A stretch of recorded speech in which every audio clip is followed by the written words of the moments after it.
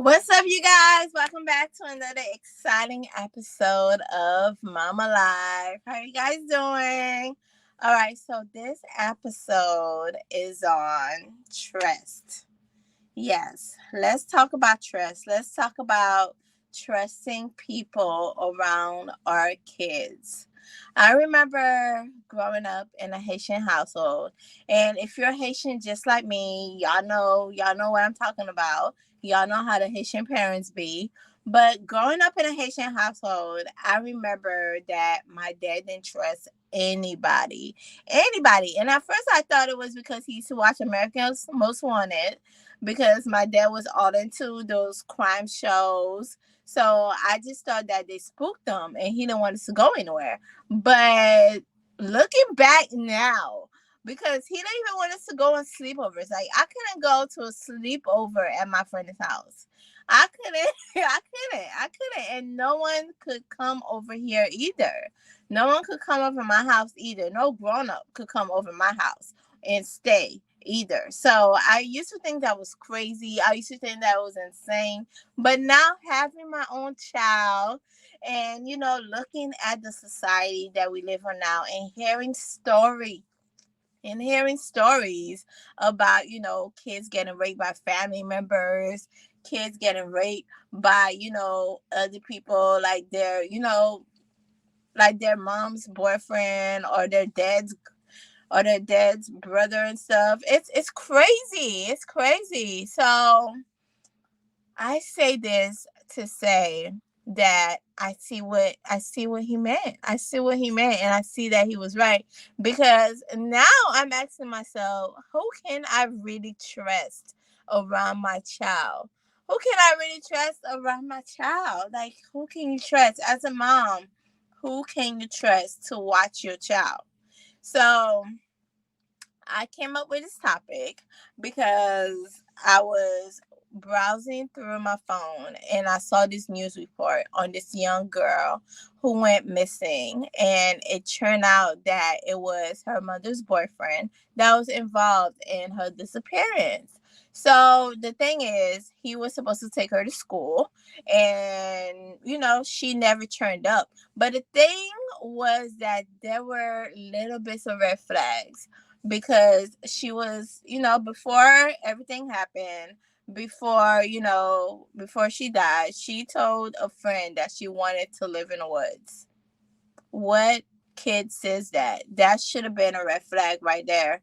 And I was wondering what was going through the mom's mind. Like, did she see signs? Did she not see signs? Did her daughter talk to her?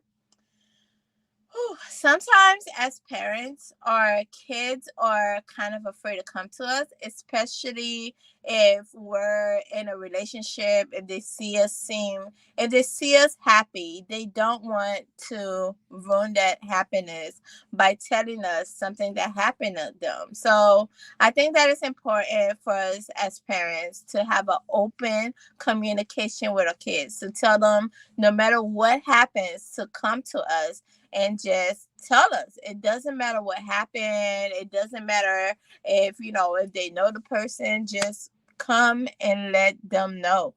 Because sometimes what people would do when they're like sexually abusing you, they try to intimidate you and say if you tell, something will happen.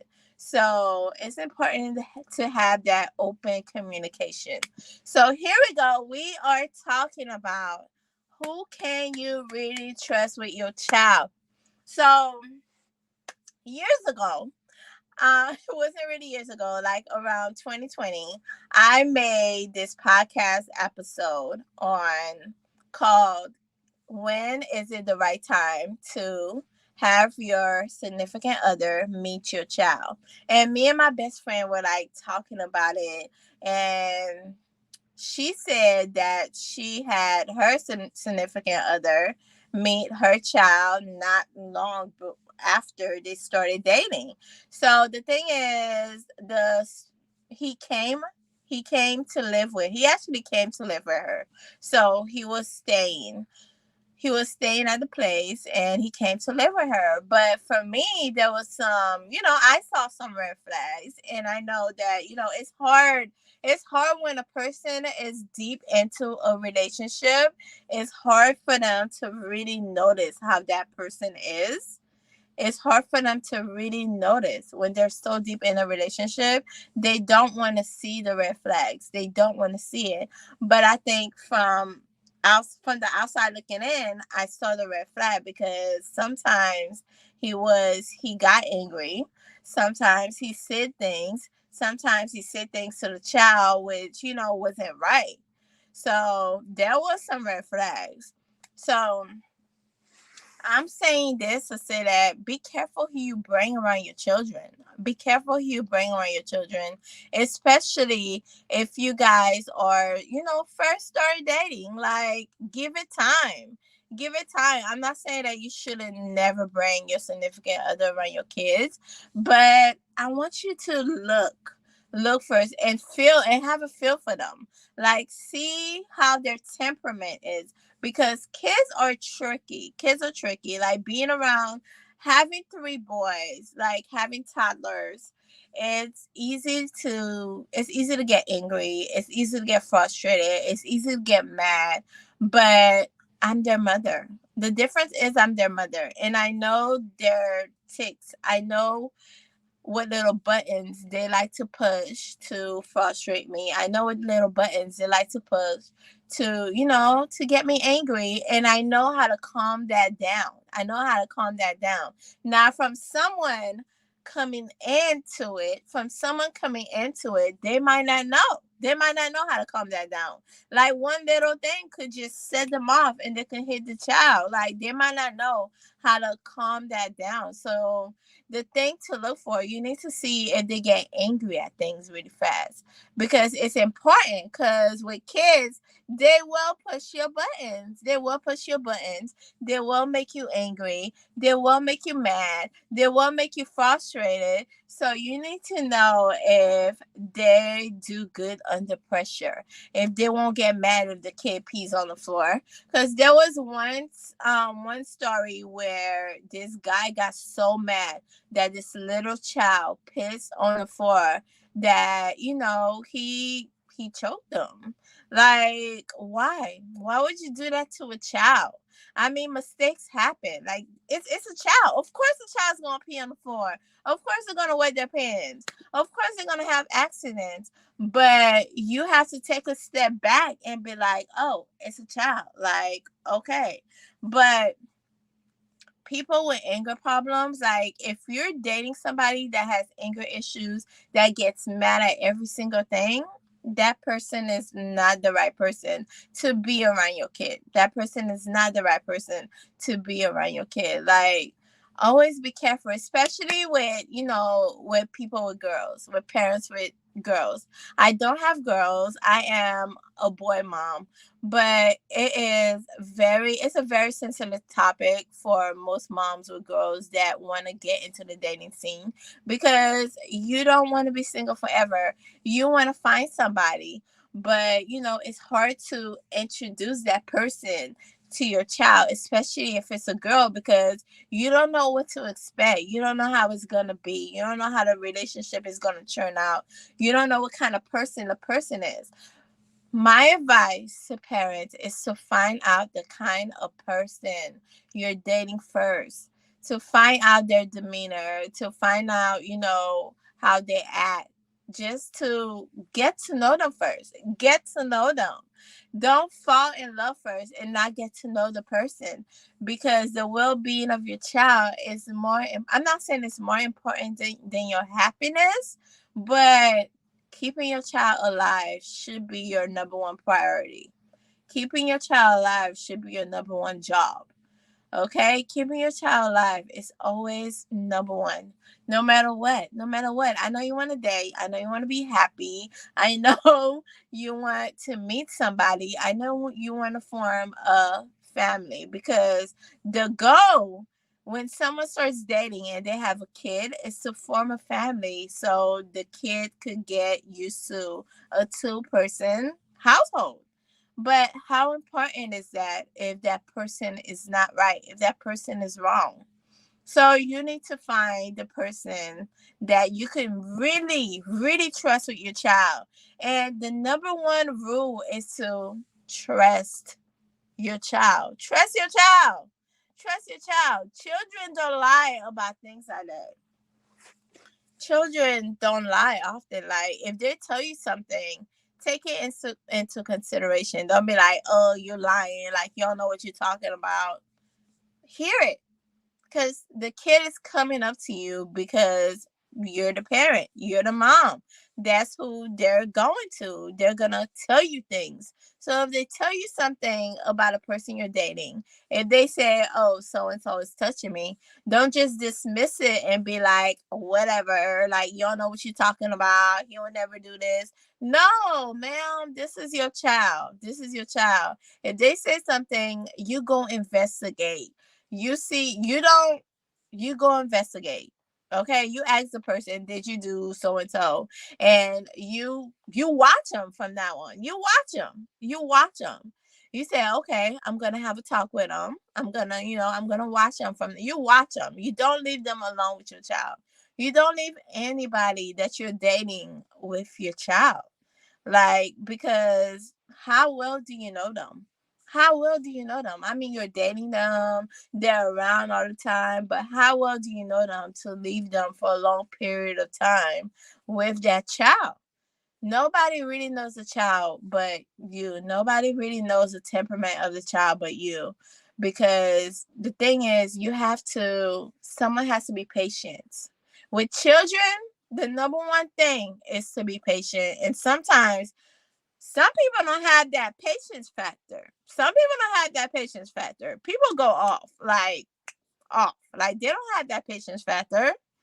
They're not that patient with kids. Some people are not that patient with kids, even though they act like they may, like being around the child because of you.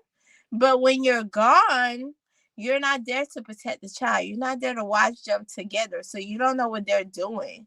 So the thing is, if a child tells you something, trust that child. Don't dismiss it. And I'm not only saying that for, the dating role, for the moms or the dads that want to go into the dating role, want to find somebody. I'm saying that for, for everybody, because even your own, it's sometimes it's under your nose. Even your own family members or, could possibly be touching your child. Sometimes it's right under your nose and you don't see it because you're so trusting. I don't trust anybody with my child. I remember this one instance where it took me a while to allow my son to go out for a sleepover. And even now, whenever he's asked to go for a sleepover, I'm on pins and needles because I don't know what's happening. I don't know what's happening because I'm not there. I'm not at that house. Like I don't know what's going on. I don't know what's going on. So that's the other reason why I got him a phone. I actually got my son a cell phone when my husband started to have him have sleepovers at his boss's house. At first I was all against it. We had this big argument about, my son not going over there for a sleepover. Like I was like, cause my husband was like, you don't trust anybody. Like you have to give somebody a chance. But it's hard. It's hard. It's hard because how well do you really know people? Just because somebody works with you, just because they're your boss, don't mean that you know them well enough to have your kids spend the night. Like there was one incident where, her son had this toy bat and hit my son with it. Like I was like, it could have been a real bat. It could have instigated. It could have been a real bat. Like what if it was a real bat? Like I know he didn't mean it. I know she was apologetic, but what if it was a real bat? So from then on, I was always hesitant when she asked him over, and I always questioned, like, if my son could go over to your house, how come? your son can't come spend the night over my house. Like, I was always surprised at the fact that she always asks but never allows. Like, I don't know, we never ask her son over, but the thing is, like, my son is always the one that's coming through. So the thing, I really don't trust it, but I'm kind of opening up to it. Like, my son seemed like he's having fun. Nothing bad is going on because I know my son. Like, if something bad was going on, he would come to me. Because I always tell them, if something happens, they should always come tell me. I don't care what it is. I don't care how bad it is. I don't care who's threatening you to not say something. You come and you tell me, and then I'll handle it from there, because we don't do this hush hush. The, we don't do this hush hush. Don't tell nobody. Let's not spread the secret. I think that is one thing that's wrong with society, is that when something happens inside a house, when something bad happens to your child inside your house, you're always saying, don't tell nobody. Why can't they talk about it? I mean, can you get a therapist so they can talk about it? Can they talk about it to somebody? Because I feel like kids need to open up. Kids need to open up, especially if something is happening to them. They need to open up. They need to tell you about it. They need to talk about it. They need to write about it. They need to open up, because it's just going to bring trauma. And that's how trauma happens, because there's adults that things been happening to them. And, back then, parents were like, hush, don't tell nobody. Let's not say anything. Let's keep this a secret. Don't tell anybody Uncle Bob touched you. Please don't say anything to anybody. They're going to look at us differently. No, y'all talk. Y'all talk. And that's the reason why I don't trust people with my kids. No, I don't. No, I don't. I just started trusting people with my kids, to tell you the truth. I just started trusting people. Like, my husband's cousin have been watching my boys ever since they were toddlers. And to be honest, that's the only person I would trust to watch my babies. That's the only person. Like, he suggested like other babysitters. He's even suggested, his boss watching them while we go out. And I'm like, no, I don't think so, because I know her. I know her. She has kids of her own. She's so nice around my boys. I know her. My boys love her. Always look at your kids when you bring somebody around them. Look at how they act. That is the secret. Look at how they act. When you bring somebody around them, look at how they act. Look at how they react. Look at their demeanor. If they don't want to be around that person, if they look uncomfortable around that person, why should they be around that person? Why should you bring them around that person? That goes for the person that you're dating too. If you bring that person that you're dating over to meet your kids, and they act uncomfortable around them that first time, because kids have that sixth sense that we don't usually have. Like, when we meet somebody, we don't usually have that, but kids are special because they have that little sixth sense that something isn't right with that person.